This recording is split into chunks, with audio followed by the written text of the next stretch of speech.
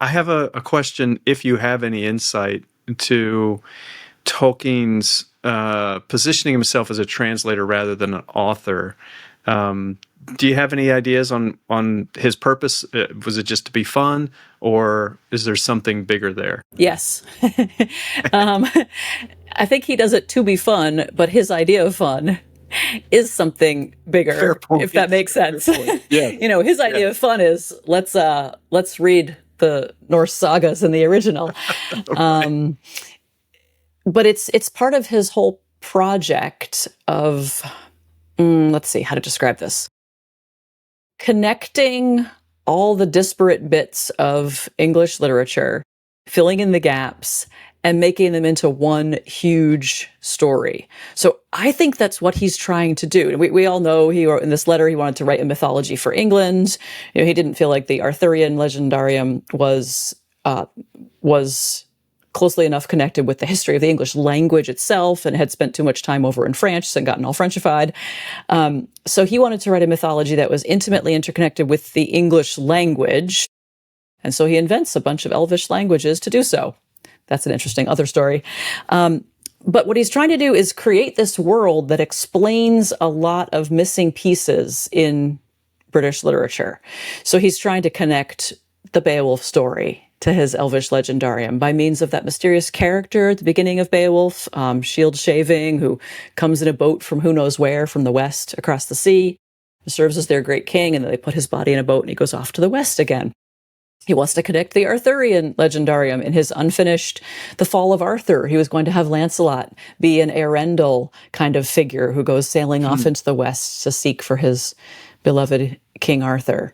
The whole experiment started with him reading this little fragment of poetry, maybe by Cynewulf, the Christ, that talks about this Earendel, mariner, star, angel figure. And he said, I want to figure out who this Earendel is. And he sort of spent the next 60 years trying to figure that out. So by positioning himself as translator instead of author, he's maintaining the fiction that he discovered these, and that they are ancient manuscripts of the prehistory of our own world.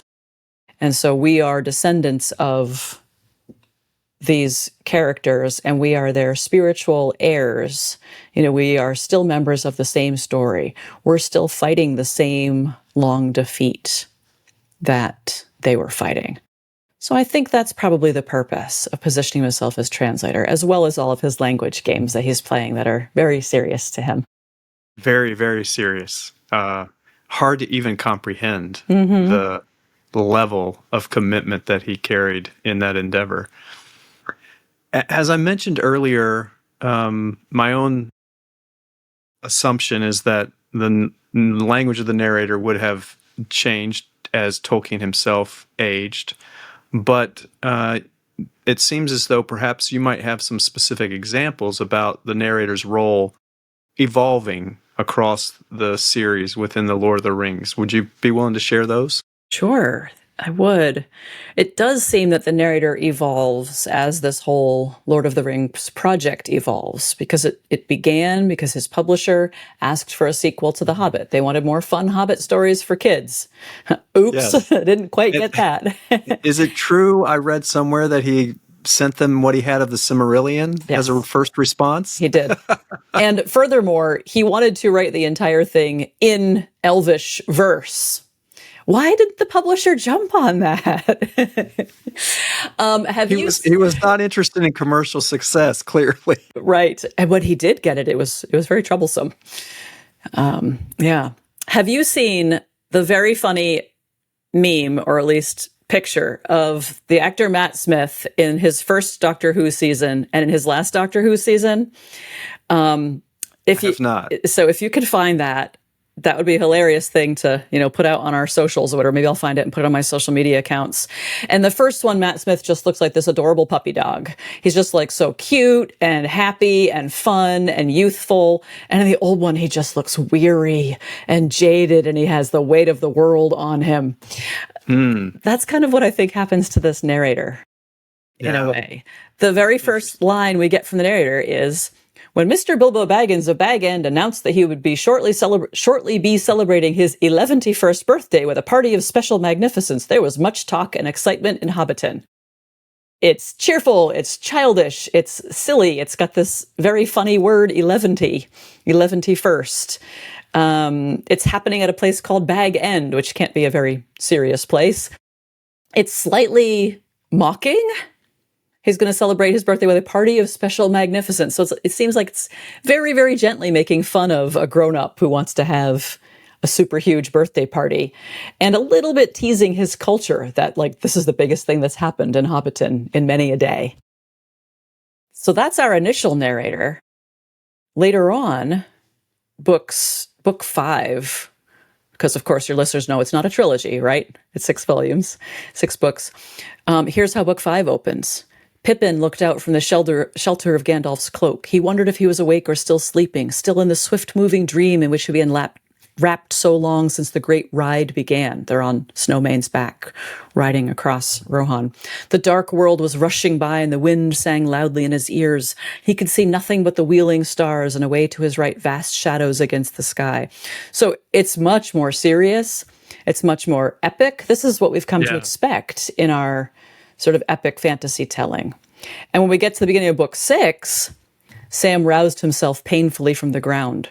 For a moment, he wondered where he was. Then all the misery and despair returned to him. He was in the deep dark outside the undergate of the orcs' stronghold. Its brazen doors were shut. And this is when Shelob has stung Frodo, and the orcs have taken Frodo's body into their stronghold, and Sam thinks Frodo is dead. So this narrator has come a long way, baby, since the beginning. Yeah. All was not as it seemed. Right.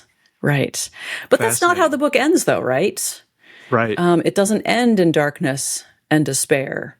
So even though Tolkien says that he believes in the long defeat, and the battle is never truly won, yet he purposefully wraps his story around so that it ends where it began, and it ends with the preservation of the gentle and homely comforts of food, family, fireside. Right? It doesn't end on the thrones of kings or in the minds of wizards. It ends with Sam coming home and seeing there was yellow light and fire and evening meal, and his wife Rose welcomes him home, puts him in his chair, and puts his little baby daughter Eleanor on his lap. He drew a deep breath. "Well, I'm back," he said. He might not be back at an 11th party of special magnificence. He's wiser, he's wounded from his encounters with the ring, but he's back in the homely Shire and he's preserved it. Such an reinforcement of Tolkien's, deep passion, and of course the scars that he would have carried forever from serving in World War I, and to portray that heaviness, almost unease with being one of the ones who returned home, as Sam says, "Well, I'm back." Right? It's not euphoric at all.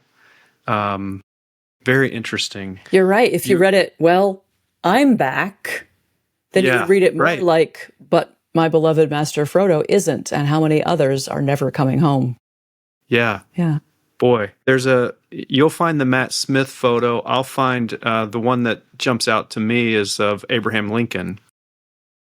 The pre-Civil War, just before, there's a photo, I think it might have been like 1860 or 61, so early on. And there's one, shortly before he was assassinated, and, it looks like he aged 20 years. Oh, yes, please do. The thought crossed my mind, too, about presidents. I know I've seen some of those before with how serving in that role, just exhausting. You touched on one thing, but just for those who don't know, you said that there are 6 books to The Lord of the Rings. So for those who are less initiated, do tell. Tolkien did not write a trilogy. He wrote an epic in 6 books. Epics are usually written in most frequently 12 cantos or books or sections. But the structure of The Lord of the Rings is pretty deliberate. He breaks those internal volumes at really important points. He leaves them with cliffhangers. The narrator shifts perspective and so forth. But there was a paper shortage after World War II.